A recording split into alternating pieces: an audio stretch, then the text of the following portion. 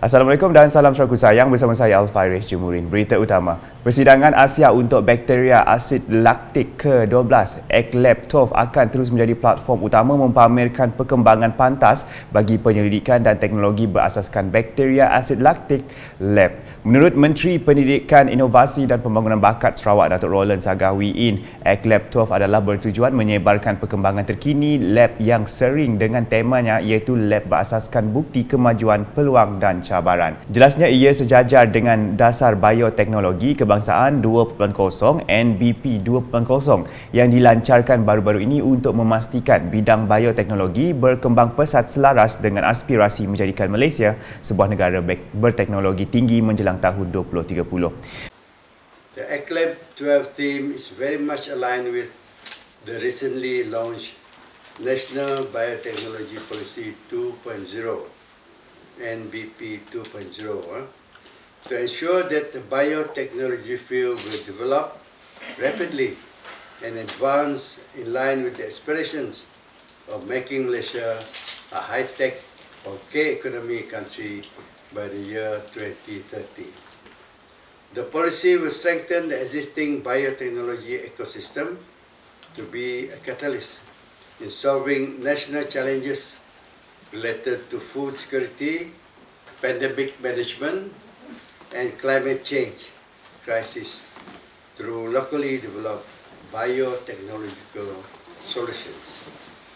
Beliau berkata demikian ketika menyempurnakan Majlis Perasiman Persidangan Asia untuk bakteria asid laktik ke-12 di Pusat Konvensyen Borneo Kuching pada Selasa. Datuk Roland menambah pihak kerajaan akan mempertingkatkan usaha dalam menggunakan sumber asli tempatan yang mampan selaras dengan fokus bioteknologi, pertanian dan keselamatan makanan.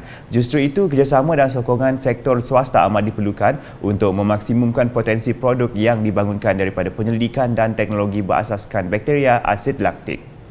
I'm very much encouraged that the industry players has come together to jointly develop high-impact initiatives to produce new food products and the processed supplement food industry.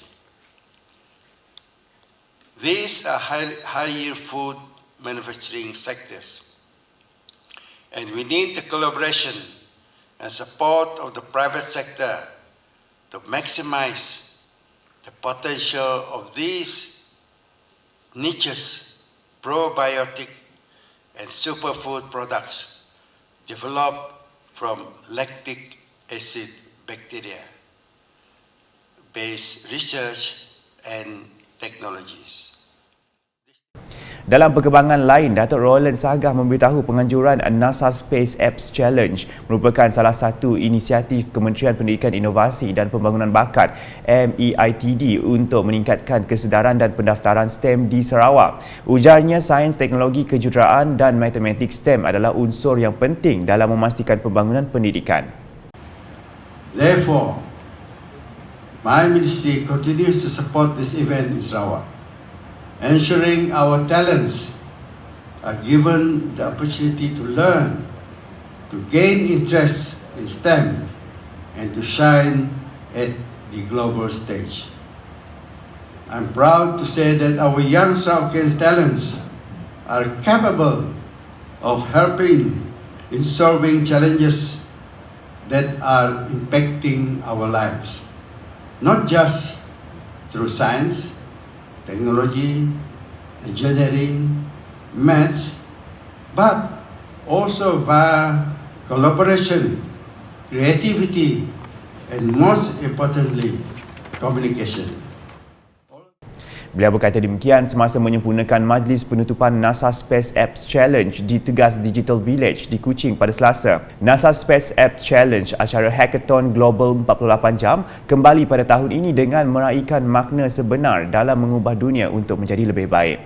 Program ini juga diadakan bagi mengalu-alukan peserta dari seluruh dunia tanpa mengira latar belakang untuk berkumpul, berfikir secara mendalam dan mencipta penyelesaian kepada masalah penting menggunakan data sumber terbuka NASA. Untuk rekod para pelajar, remaja, orang dewasa yang bekerja dan sesiapa sahaja yang berumur 13 tahun ke atas amat dialu-alukan untuk membangunkan penyelesaian inovatif mereka dalam cabaran kali ini. Laporan seterusnya, masyarakat khususnya di Sarawak perlu meningkatkan kesedaran dan menepis salah tanggapan atau stigma terhadap mereka yang mempunyai masalah mental. Timbalan Menteri Kesihatan Awam, Perumahan dan Kerajaan Tempatan 2, Michael Tiang Ming Ti berkata stigma terhadap pesakit mental bukan sahaja mewujudkan rasa rendah diri atau kurang keyakinan, malah boleh menyebabkan pesakit segan dan lambat untuk meminta pertolongan. Dalam hal ini, beliau menyambut baik penganjuran Hari Kesihatan Mental Sedunia dan sambutan Hari Sukan Negara peringkat bahagian SIBU 2022 kerana ia membantu mendedahkan kepada mereka yang menghadapi masalah mental kaedah untuk mendapatkan rawatan dan pertolongan.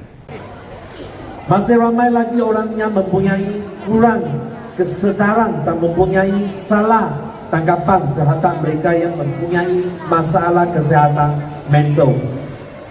Inilah yang dikatakan sebagai stigma. Stigma terhadap pesakit mental bukan saja memberikan perasaan rendah diri atau kekurangan pada mereka, malah boleh menyebabkan mereka segan lambat untuk meminta pertolongan. Selain itu, ramai pesakit di luar sana juga tidak mempunyai pengetahuan tentang cara untuk mendapatkan rawatan dan pertolongan. Oleh yang demikian, WHO telah mewatakkan pada 10 hari bulan Oktober pada setiap tahun sebagai Hari Kesihatan Mental Sedunia.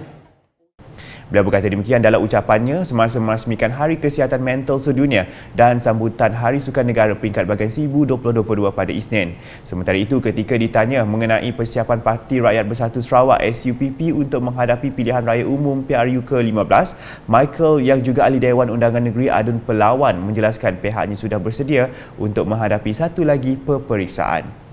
Are we ready to roll? Yes, we are ready to roll. In fact, GPS have been ready all this while.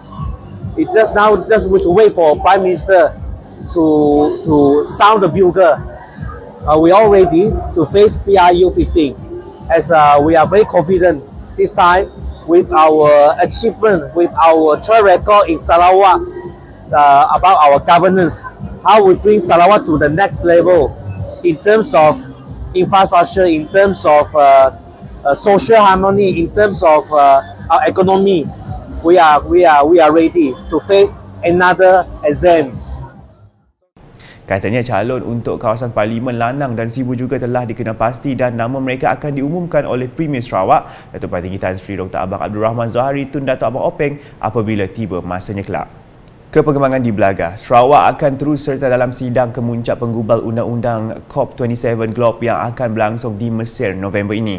Menurut Timbalan Menteri Tenaga dan Kelestarian Alam Sekitar Sarawak, Dr. Hazan Abang Hibni, kerajaan Sarawak akan melihat penglibatan negara-negara lain dalam meningkatkan perubahan iklim. Jelas beliau, daripada 198 buah negara ahli dalam COP27 yang akor kepada perjanjian Paris, hanya 119 buah negara sahaja yang mempunyai pelan dalam mengurangkan karbon sehingga tahun 2050. Dan untuk Sarawak, kita akan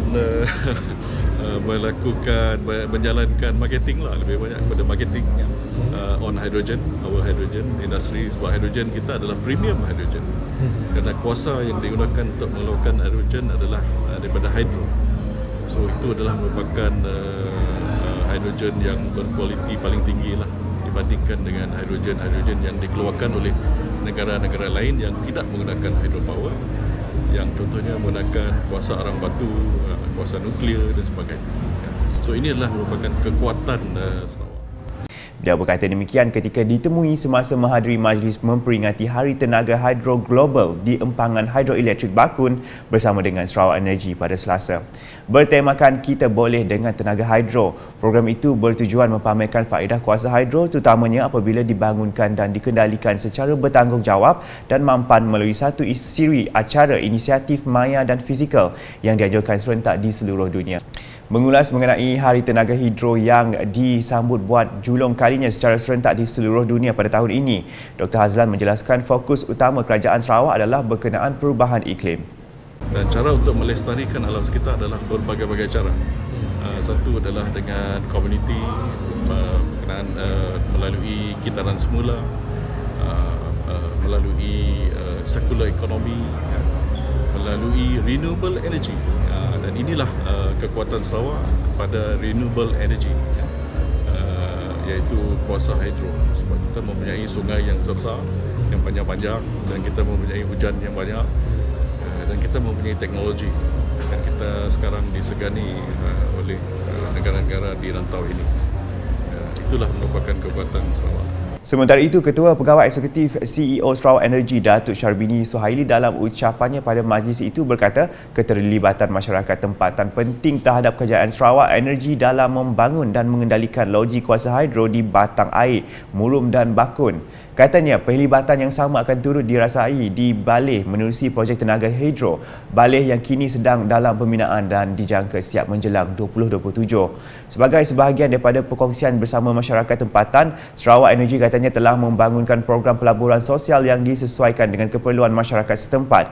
Jelasnya, salah satunya ialah dana pendidikan bernilai RM200,000 tahunan untuk setiap komuniti yang terjejas di Bakun, Murum, Batang Air dan Baleh serta program kemahiran dan keusahawanan yang menyasarkan golongan belia dan wanita daripada komuniti tersebut. Sarawak Energy katanya juga menghargai kepercayaan, pemahaman dan sokongan penduduk setempat dan pihaknya akan terus meneroka peluang kerjasama untuk peningkatan masyarakat.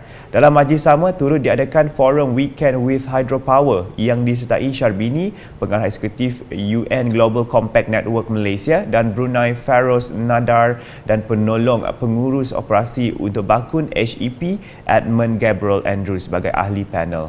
Sesi itu dikendalikan Pengurus Besar Komunikasi Korporat Sarawak Energy, Peng Tajang. Dalam pada itu, bersempena Hari Tenaga Hidro Global yang disambut secara serentak di seluruh dunia, Sarawak Energy telah membawa pengamal media untuk merasai dan melihat sendiri operasi harian secara dekat di loji hidroelektrik Bakun. Pengamal media tempatan Sarawak telah dibawa melawat stesen jadukuasa Bakun bagi melihat sendiri keadaan dalam stesen dan mendengar taklimat operasi yang disampaikan pegawai Sarawak Energy.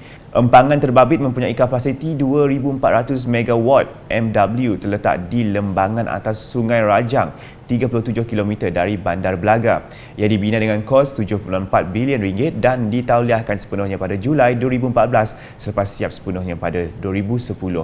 Kerajaan Sarawak sebelum ini mengambil alih sepenuhnya pemilikan empangan hidroelektrik Bakun yang mula beroperasi pada 2011 daripada Kerajaan Persekutuan bagi menjana pendapatan melalui tenaga hidro. Selain Bakun, Sarawak Energy turut mengendalikan empangan hidroelektrik Murum dan empangan hidroelektrik Batang Air serta empangan hidroelektrik Baleh yang kini sedang dalam pembinaan. Sekian edisi Tengah Hari bersama saya Al-Fairez Jemurin. Berita lebih lanjut boleh didapati di semua platform media sosial UKAS termasuk portal ukas.sarawak.gov.my dan UKAS Channel di YouTube. #menyebar fakta, salam UKAS.